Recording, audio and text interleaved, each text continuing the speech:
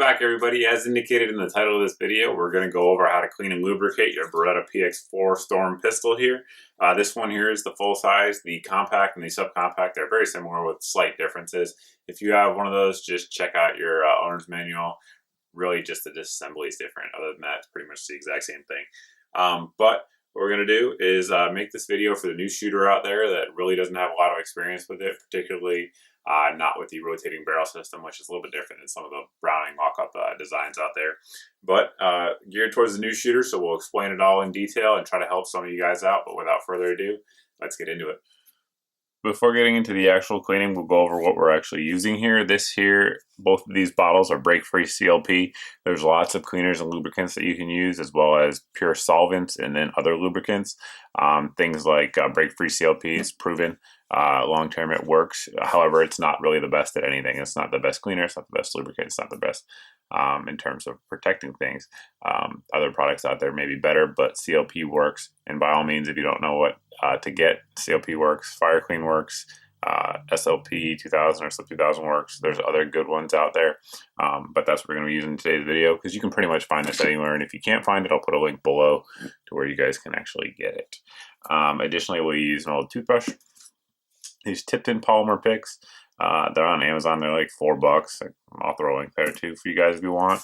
And then the rod here that comes with your actual gun, as well as a brush that comes with your gun. Side note, it does come with a copper brush as well. I've never found that you're going to need them, particularly not on this gun. So to disassemble the gun, the first thing you want to do is make sure that it's unloaded. We see there it is unloaded and there's no magazine in the pistol. At this point, you're just going to let the slide go home. Pull down on this tab here. You're going to pull down on both sides. At that point, just push the slide off. And I like to pull the hammer back too while we're cleaning. It just makes it easier to get in the exposed area there. Set the frame off to the side. On your slide, you're going to take off this cam block here. Now, from that, you're going to pull your recoil spring out and guide rod. Note that the narrow end is the end that goes in this block here. Set those aside. At this point, to pull your barrel out, it's generally easier to just push up from below and push up and sort of rotate it, and that'll pull your barrel out. The first thing I like to do is take a patch, or in this case, a piece of cut up t-shirt. If you're using specific cleaning patches, that's fine as well.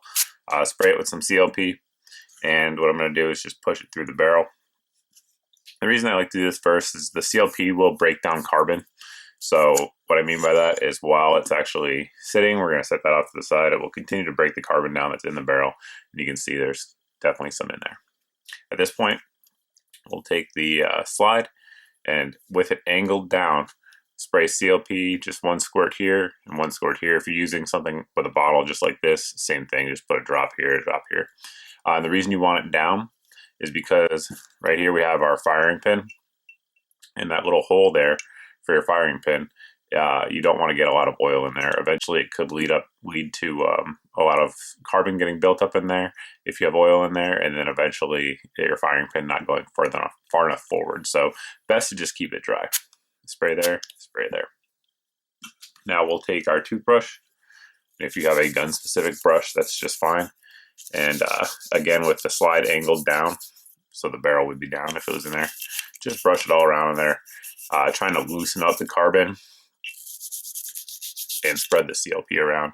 Now, I also like to brush right here on the breech face, which is going to be right here. Again, with it down, though, to ensure that you're not getting oil up in that firing pin chamber. We'll tackle the cam block next. What I do here is just take the opposite side of the patch that we already ran through and just run this one through. You may not be able to get it all the way through, depending on the size of the actual patch you're using, but get it through there, because you can see there's definitely some carbon in there. At that point, since this is already has some CLP on there, we'll just start wiping down the outside here.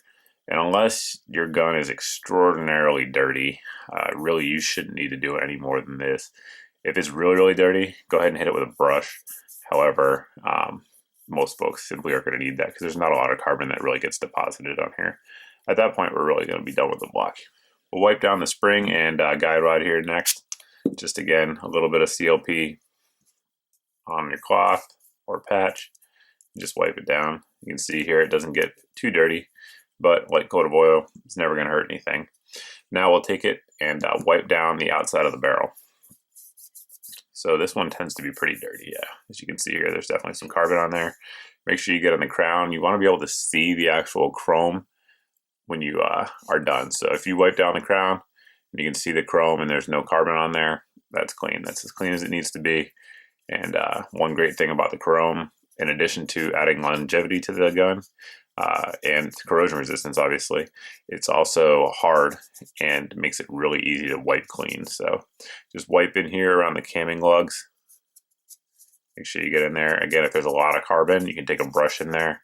Most folks, if you're firing, if you're firing less than like 500 rounds or 1,000 rounds, you're probably going to be just fine just wiping it out.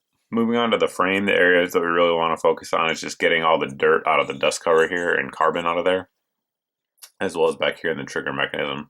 Really, they don't get too dirty. It's not too bad. Again, we'll just spray some CLP here and here. We'll take our brush and do the same thing we did with the slide, where we're just working it around, making sure that we loosen up all that carbon and get the CLP in there to start breaking it down. Now again, if you're using like a specific solvent, like maybe a Hoppy's number 9, same thing. You're just going to get in there and start breaking that carbon down and brush all around there.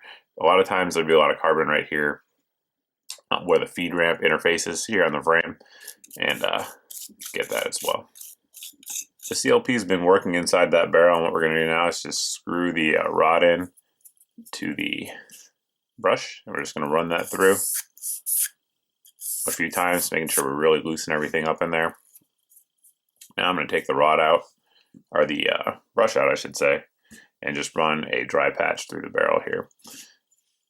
Some folks will use CLP on this patch too, or solvent, whatever you're using, that's fine. If you want to keep doing that, I really don't have a problem with it. I think it's really a matter of personal preference. Either way, you'll get the job done, and you can see you're getting that CLP, or correction, that carbon out of there.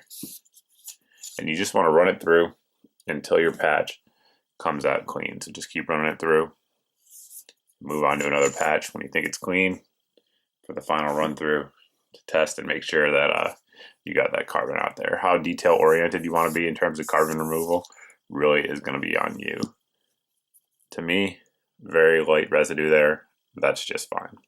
Getting back into the slide, what we're going to do now is just take our patch, clean one, relatively clean. We're going to work it down into all the areas that you see the CLP on there now.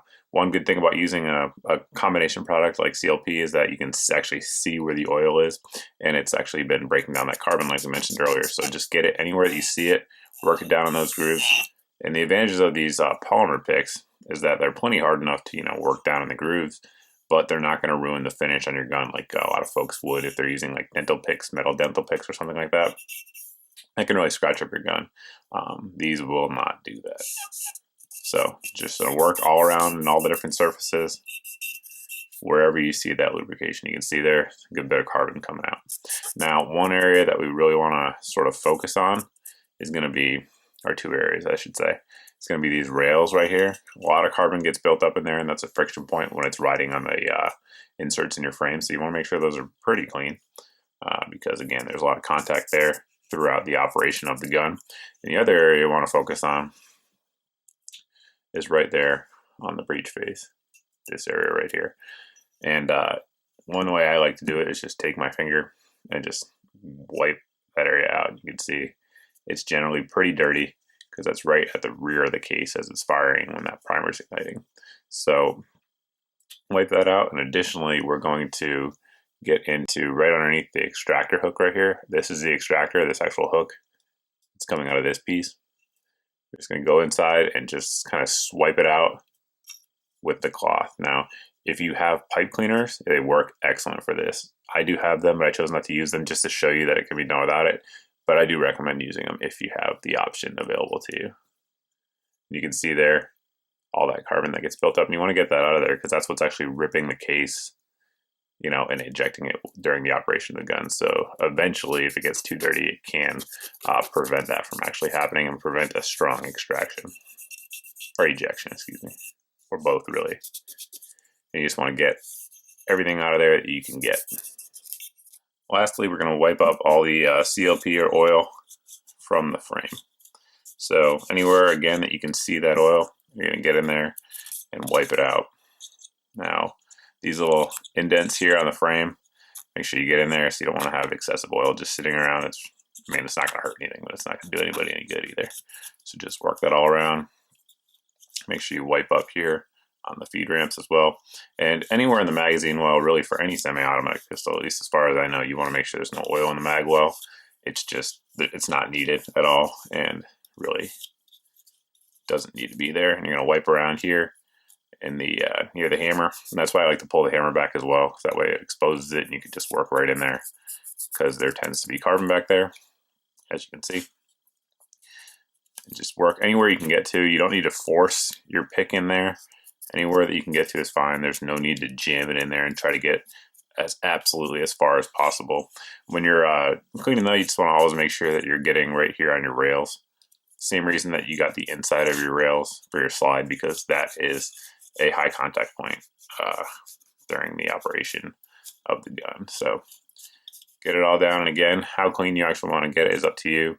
To me, this one here is pretty clean. There wasn't too much carbon in this frame. Moving on to lubrication, we're going to start out on the slide. A place you want to put a drop is always right here on the front top of the slide. You can see there's starting to be some wear marks there. Just put a drop down there of whatever lubricant you choose.